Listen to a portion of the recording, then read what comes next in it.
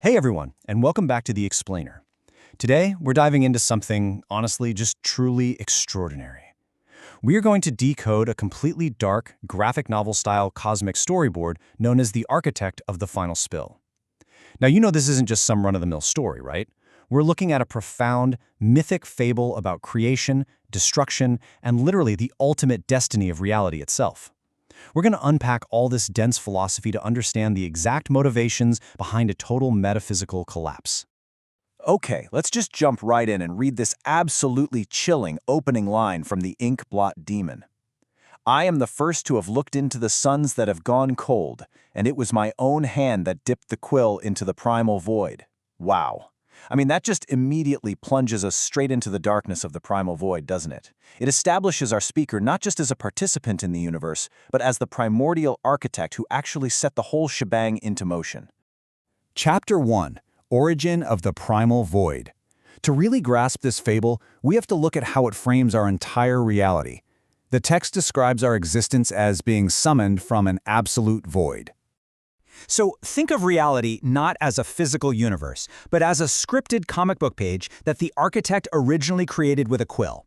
On one side of this cosmic stage, we have the animator stage, this frantic, amusing choreography of creation. It's bright, it's chaotic, it's absolutely full of life and motion. But on the exact opposite end, we have the ultimate destination, the silent baseline of total negation. The architect basically traded that lively, chaotic dance of creation for the heavy permanence of the end. It brilliantly illustrates the dramatic stakes here, the stark contrast between the vibrant beginning of creation and the absolute crushing finality of the void. Moving on to Chapter 2, Philosophy of the Small. This brings us to a really fascinating shift in the narrative. The source material tells us that the architect deliberately chooses to transition into a diminished and fragile remnant. Now, you might be wondering, why on earth would an all-powerful creator choose to become small? Well, the philosophy here suggests that being small is absolutely not a state of weakness. Actually, it's a concentrated anchoring point. By moving away from the loud, bright distractions of the animator stage and becoming diminished, the architect creates a focal point heavy enough to pull existence toward its final descent, what the text calls the Untergang. Think of it kind of like a black hole. It's not weak because it's small, it's terrifying because it's infinitely dense. It was a necessary prerequisite for the architect to be able to literally pull down the curtain on reality. Let's look closer at the ink blot demon's exact motivations here. There are three main drives at play: sacrificing the amusing choreography of the world, anchoring reality to its true destination, and, perhaps most surprisingly, saving souls from the shallow boundaries of light. The demon views our reality as a tragic comic pantomime. Just think about our own agonizing footprints of human striving for a second. The demon challenges us to view this cosmic erasure not as some act of villainy or wrath, but actually as a twisted form of mercy. Which takes us to Chapter 3, Drinking the Living Ink. So, how exactly does this final descent even begin? There had to be a catalyst, right? A heavy price had to be paid to initiate the fall of the curtain, and that mechanism is the living ink. The text defines this living ink as a fluid spirit of gravity, an incredibly heavy substance.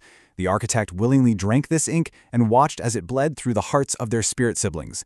It literally rewrote their brilliant wit and bottomless hunger into a beautifully synchronized threefold madness.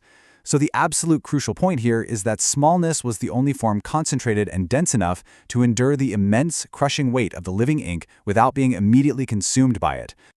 Next up, Chapter 4, The Vanguard of the Void.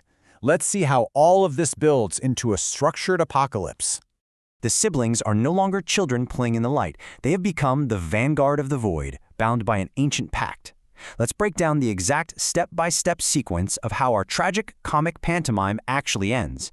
It's a chronological march toward oblivion. Step 1, the creator must become small to anchor the gravity.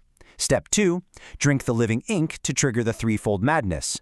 Step 3, initiate the final spill, letting the ink rise. And finally, Step 4, return reality to the silent baseline. It is a methodical, unstoppable progression. Now listen to this specific assertion from the Inkblot Demon's monologue. Quote, "To stand before my crimson eyes without vanishing is a burden your soul was never designed to carry." End quote. What's really interesting here is how it completely subverts our expectations. It frames the total erasure of reality as an act of saving fragile souls from an unbearable cosmic burden. The demon believes our scripted lives were cruelly summoned, and returning us to nothingness is the only logical cure.